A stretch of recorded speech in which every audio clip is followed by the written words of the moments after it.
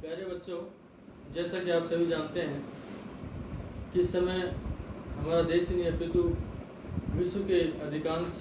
देश जैसे अमेरिका, चीन, इटली आदि और भी देश जो हैं कोरोना वायरस कोविड-19 जिससे कि एक महामारी घोषित किया जा चुका है, इससे बुरी तरह से त्रस्त हैं, पीड़ित हैं। और इसी कारण आयुक्तालय कॉलेज शिक्षा राजस्थान जयपुर के द्वारा एक ऐसी व्यवस्था आप लोगों के अध्ययन के लिए की गई है जिससे कि आप लोग घर रहकर अपनी पढ़ाई जारी रख सकें और इसके साथ साथ इस महामारी को देखते हुए आपका स्वास्थ्य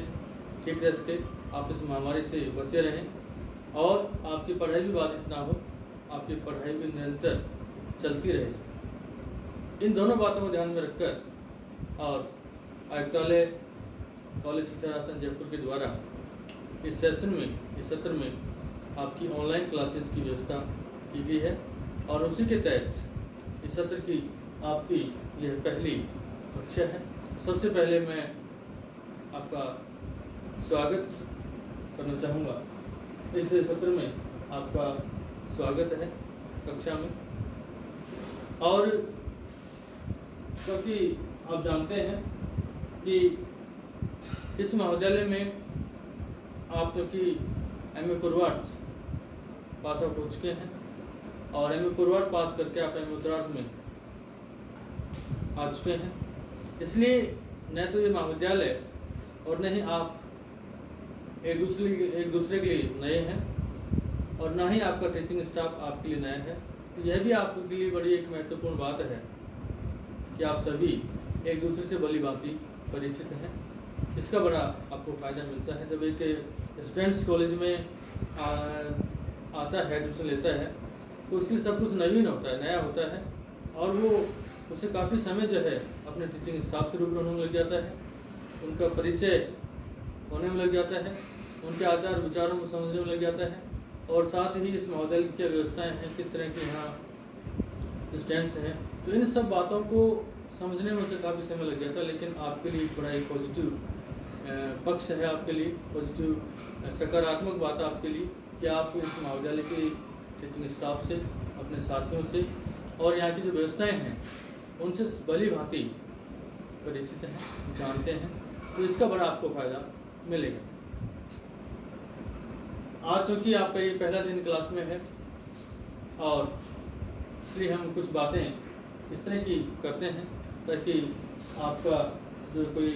एमए उत्तरार्ध को लेकर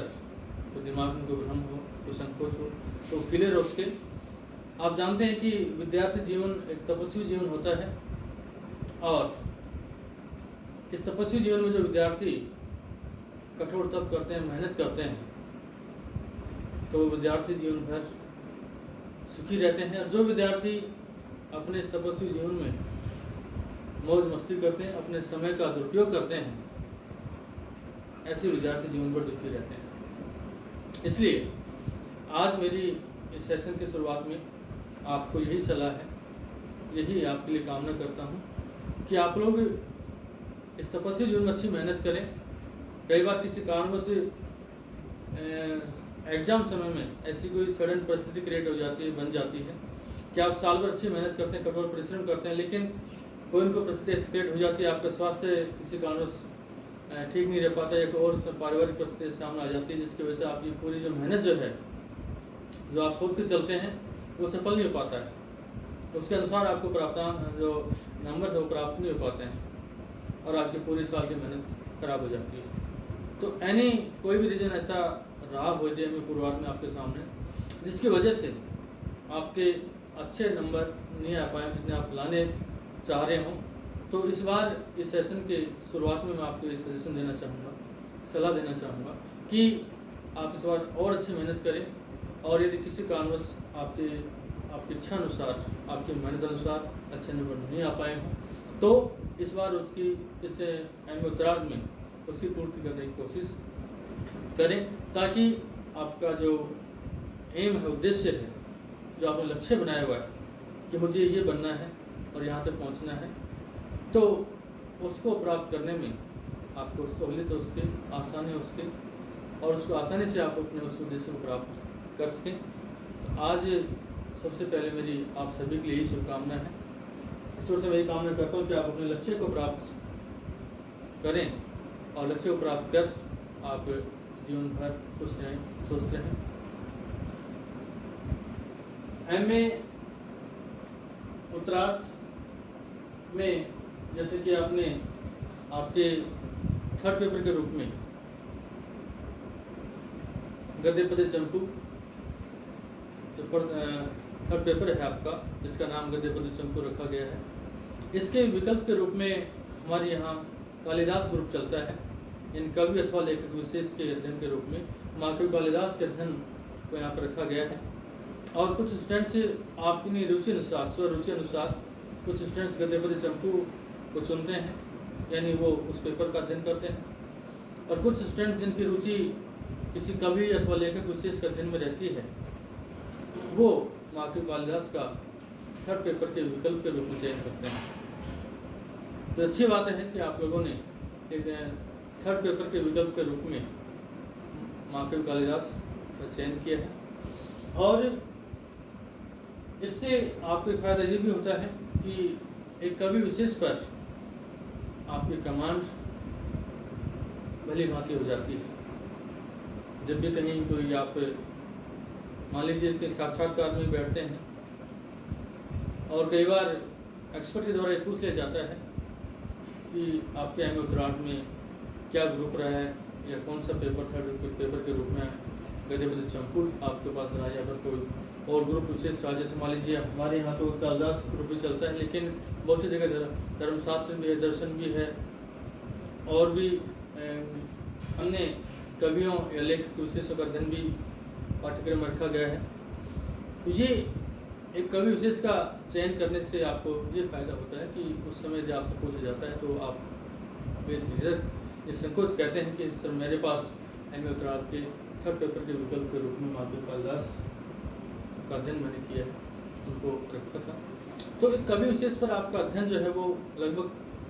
पूर्ण हो जाता है, और वहाँ कोई भी क्वेश्चन जो आपसे पूछा जाता है तो आप उसका बेझिझक निसंकोच जवाब देते हैं, क्योंकि उस कवि पर, उस लेखक विशेष पर आपका कमांड है वो हो जाती है। महाकवि कालिदास का संस्कृत साहित्य जगत में कितना महत्व है ये आप भली बातें जानते हैं। UG और PG दोनों ही डिग्रियों में, डिग्री क्लासों में, कोई भी यूनिवर्सिटी जो हो, विश्वविद्यालय हो, सभी के पाठ्यक्रमों में, दोनों डिग्रियों में महाकवि कालिदास को किसी न किसी रूप में रखा गया है। आप देखते हैं कि यहाँ भी चाहे राजस्थान विश्वविद्यालय हो, चाहे RRBM विश्वविद्यालय हो, यहाँ पर भी BA सेकेंड ईयर में जैसे कि महाकवि कालिदास का विज्ञान शाकुंतलम संपूर्ण नाटक रखा गया है। और BA थर्ड ईयर में, BA पार्ट थर्ड में आपका रघुवंश महाकाव्य का 6ठ सर्ग, जिसमें राजा अज और इंदुमती का स्वयंवर वर्णित है, उसको पाठ्यक्रम में रखा गया है। इसी तरह से MA उत्तरार्ध में हम आते हैं तो MA उत्तरार्ध के अंतर्गत द्वितीय प्रश्न पत्र के रूप में, प्रश्न पत्र में महाकवि कालिदास का मेघदूत नामक खंड काव्य रखा हुआ है, हमें पढ़ने को मिलता है। और इसी प्रकार जब हम MA उत्तरार्ध की बात करते हैं तो MA उत्तरार्ध में भी थर्ड पेपर के विकल्प के रूप में महाकवि कालिदास के संपूर्ण व्यक्तित्व और कृतित्व को ही रखा गया है, यानी उनका कोई पक्ष जीवन का बच ना जाए, इसलिए कालिदास के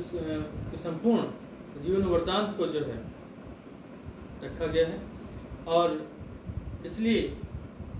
महाकवि कालिदास का इस बात से हम अंदाजा लगा सकते हैं कि संस्कृत साहित्य जगत में उनका कितना महत्वपूर्ण स्थान है। इनके अलावा जो अन्य जितने भी कवि हैं, उनका इस तरह से हर क्लास में जो है, प्रत्येक क्लास में अध्ययन करने को हमें सोच प्राप्त नहीं होता है। तो इसी से हम इस बात का अंदाज़ा लगा सकते हैं, आकलन कर सकते हैं कि महाकवि कालिदास की गणना जो है वो भारत के नहीं अपितु विश्व के श्रेष्ठ कवि में की जाती है। आप इसे आप देश के जो है या संस्कृत साहित्य जगत के या साहित्य जगत के जो हैं श्रेष्ठ मूर्धन्य कवि और निपुण नाटककार हैं। आपकी प्रतिभा और अद्भुत कल्पना शक्ति और नाटक निर्माण रचना कौशल पर मुग्ध होकर के भारतीय जनता जो है आपको कवि कुलगुरु और कवि शिरोमणि की उपाधि जो है वो देने के लिए बाध्य हुई थी। आज भी और जब आपकी प्रतिभा, आपका यश, आपका गौरव, आपकी कीर्ति गाथा जो है भारत की सीमाओं को लांघकर विश्व के दूसरे छोर तक पहुंची, तो विदेशी जनता ने भी आपकी प्रतिभा को स्वीकार किया और स्वीकार कर आपको विश्व कवि की उपाधि देने के लिए बाध्य हुई। और बाध्य नहीं हुई अपितु विश्व कवि की उपाधि से आपको विभूषित अलंकृत किया गया। ऐसे हैं महाकवि कालिदास और ऐसा है उनका व्यक्तित्व और कृतित्व भाग, जिन्होंने इस दुनिया को यह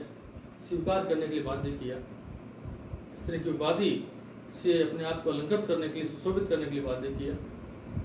तो ये इस तरह से आज महाकवि कालिदास को लेकर थोड़ी सी हमने सामान्य परिचर्चा आपके सामने की। अब जो थर्ड पेपर जो आपने चुना है, यानी गद्य पद्य चंपू के विकल्प के रूप में जो थर्ड पेपर आपने चुना है, इसका जो चयन किया है, इसका जो पाठ्यक्रम है वो भी आपको बताना चाहूँगा। तो ये बात आप भली बात जानते हैं कि कॉलेज में आने के उपरांत सबसे पहले हमें पाठ्यक्रम, चाहे कोई भी विषय हो आपके पास में, उसका सबसे पहले पाठ्यक्रम हमें नोट करना चाहिए।